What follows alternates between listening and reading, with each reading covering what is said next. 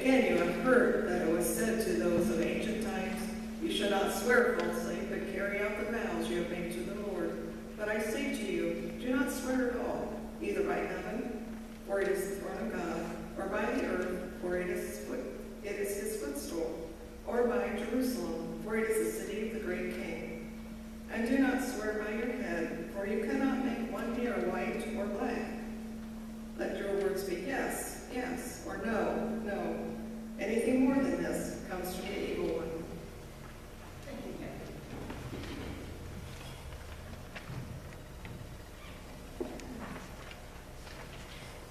So, this is how the tour of the Vatican was described. Visit the Vatican museums, where an exceptional collection of artwork is on display, including Michelangelo's frescoes in the Sistine Chapel. Visit St. Peter's Basilica, the largest basilica in the world, and enjoy the masterpieces inside. And then came the note in bold print. Walk approximately 3 miles on even cobblestones and uneven surfaces with approximately 250 steps. Now, when I read the tour description and note, I really didn't think a whole lot about the cobblestones and the steps. I knew I could handle those. After all, had been on these sorts of tours in Europe before, and I was aware of all the ups and downs while walking around old cities. So when we got on the tour bus, I wasn't too concerned, even though the temperatures in Rome that day were unusually high for that time of year. I also realized that just visiting the Vatican came with the expectation that our group of 30 people wouldn't be alone in the Sistine Chapel. There would be loads of other people as well. Now, all these things I knew, and yet I still decided that since I was visiting Rome for the very first time, I absolutely had to include the Vatican. Crowds, heat, and stairs included. Unfortunately, there were some people in our group who evidently had not read the notice about the steps and cobblestones and 3-mile trek. As soon as our tour guide helped us off the bus and began leading us into the Vatican area, folks started to complain. My earphones don't work. I can't hear the guy. He needs to speak up. It's really hot out here. Can't we get some air conditioning? It's too crowded. I can't see anything. What did he say? My earphones don't work. I can't hear a thing. What's with all these steps? I didn't know we'd have to walk down so many steps. Isn't there an elevator? What sort of place is this? It doesn't have elevators or at least an escalator. This dumb chapel is too crowded. My neck is stiff from looking up at the ceiling. Let's get out of here, Mildred. It's hot and there are too many people. I need to find a bathroom. Where's the concession stand? I want something to eat.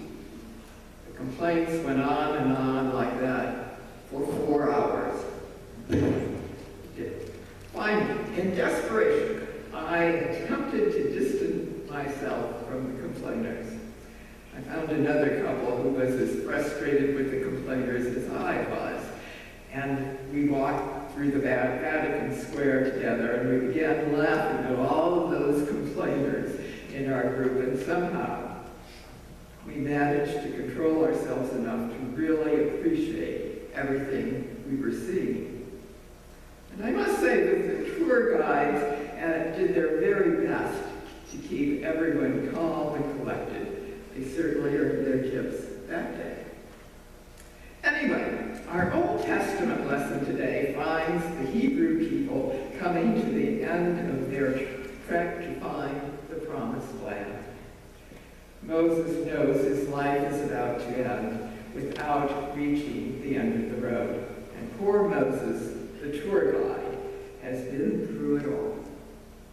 If the trip to the Vatican was bad, I can only imagine what it must have been like for Moses and the Hebrew people. There they all were, been around for 40 years, I think we'd complain too. I'm sure we'd be saying the same thing the Hebrew people said. We want more food. This manna stuff is boring. It's the same thing morning, noon, and night. Manna, manna, manna. We're thirsty too. Why can't God make all the watering holes more convenient and easier to find? This is all taking too long. We're tired of all this walking. Can't you do something, Moses? Where in the world are you taking us? Some tour guide you are. You can't even figure out where you're going.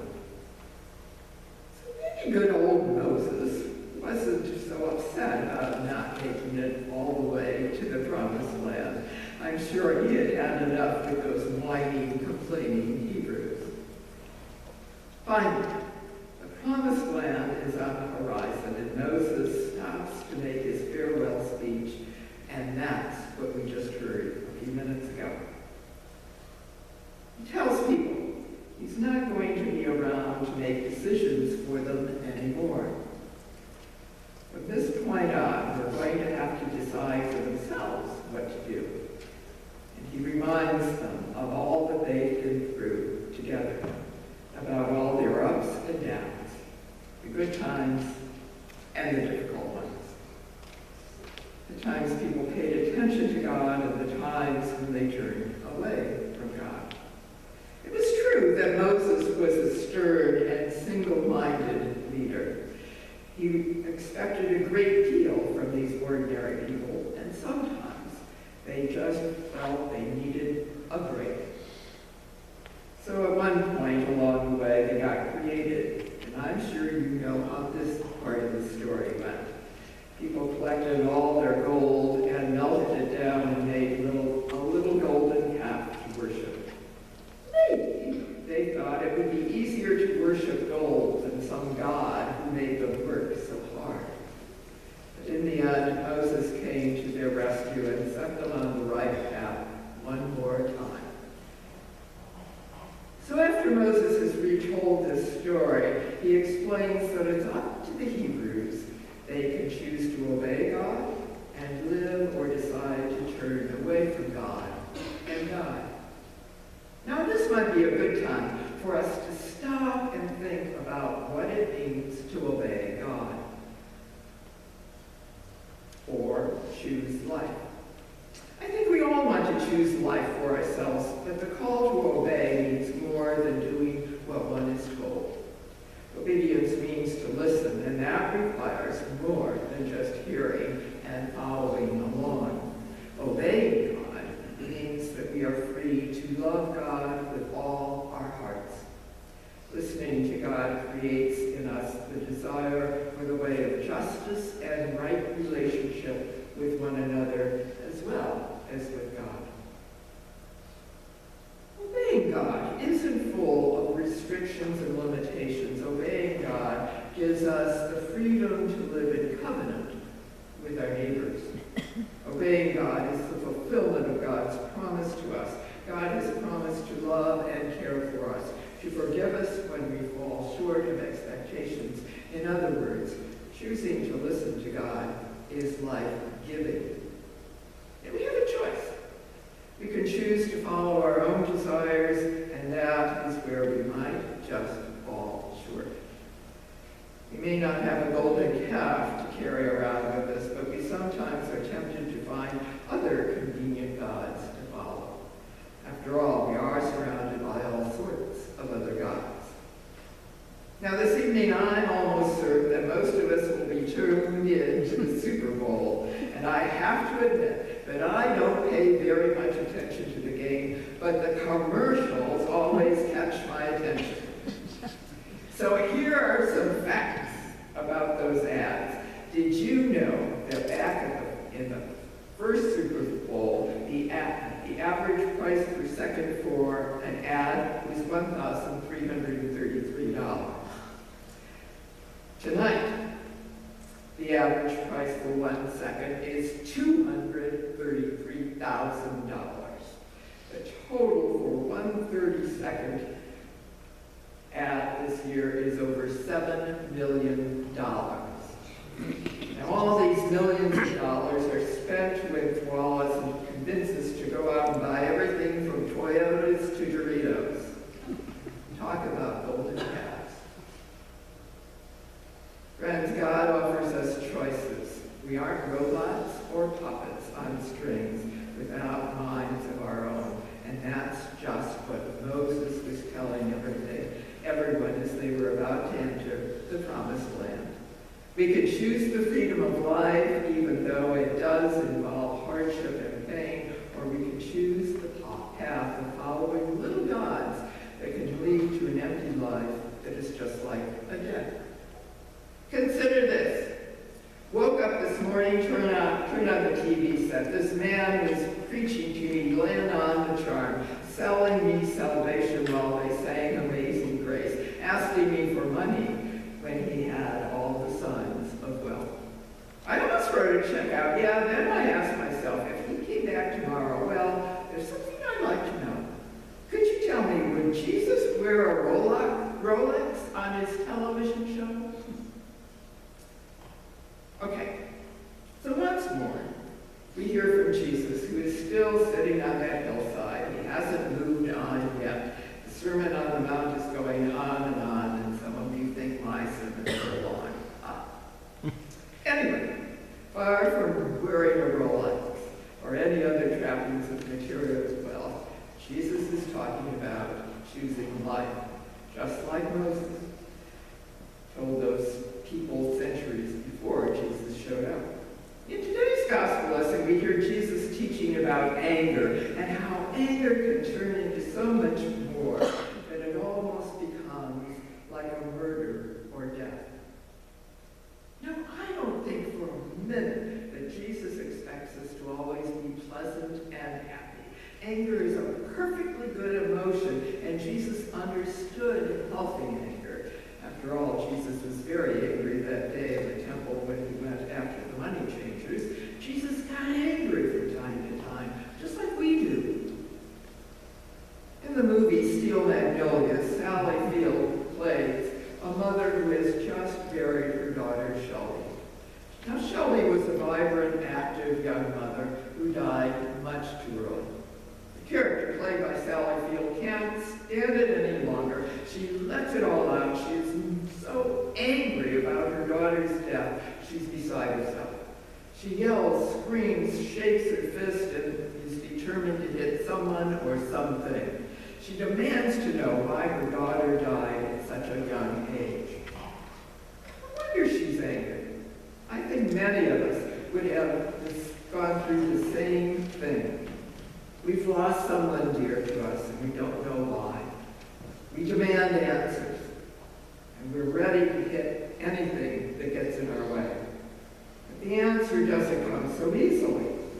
It takes time to work through anger and pain, and all too often, we're hard-pressed to find ways to work through the hurt. It takes time, and we know that. Jesus isn't talking about anger that we eventually work through with God's persistent help. Rather, I think Jesus is talking about the sort of anger that destroys and kills relationships. A long time ago, Marshall Lockwood and Michael Kramer met on their first day of college. They were both freshmen at the University of Massachusetts. They liked each other immediately. They came from neighboring towns, and they were only a few weeks apart in age. They had lots in common. They had both played instruments in their high school marching bands, and their families had friends in common.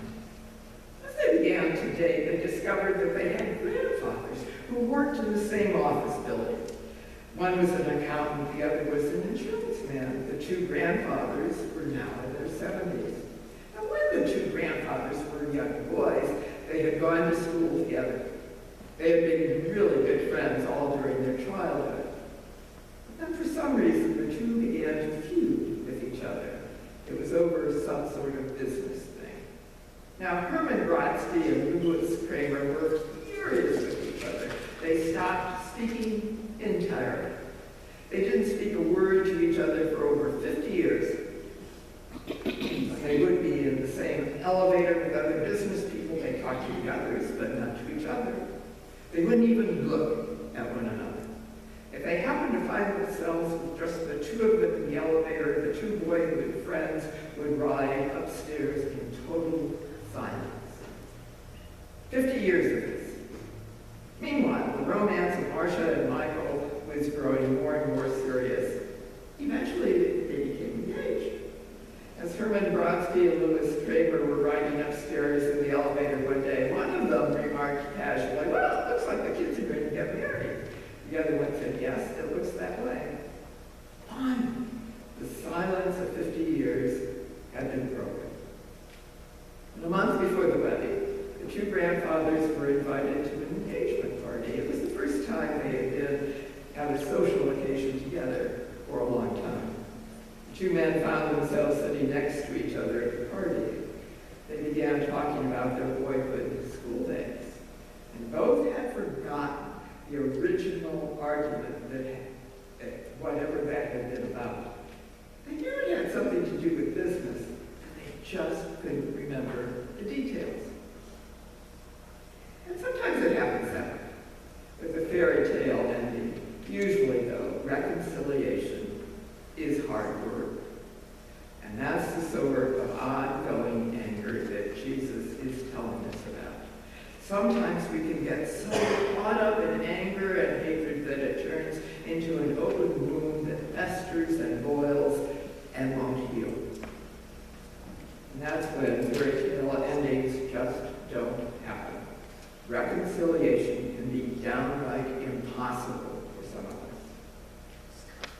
I know that it's often not easy for us to forgive, but Jesus reminds us that we're called by God to forgive one another, just as God forgives us. God stands by us when we fall short. When we decide to turn away, God is still there. God never abandoned the Hebrew people as they wandered around in the desert for 40 years. When we choose to follow God, we are choosing life. And as Jesus reminds us, choosing life means that we choose to offer the gift of forgiveness to those whom we may not like very much or may have hurt in some way. Here's what it's all about today. Choose life. Learn things that you told yourself you would never learn. Enjoy simple things. Laugh often. Laugh long and loud. Cry when it's time to cry. Be patient with your own imperfections as well as the imperfections of others. We should all quit trying to do what isn't worth our time.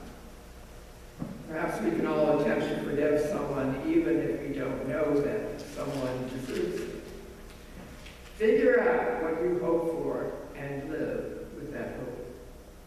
A very wise professor says this: worship with all your heart, pray genuinely, love your church, believe that God loves you, see Christ in the people around you, share God's love with someone who is forgotten, delight in God's good gifts, see that all of life is holy, open your heart to the Spirit, search for something deeper and better than your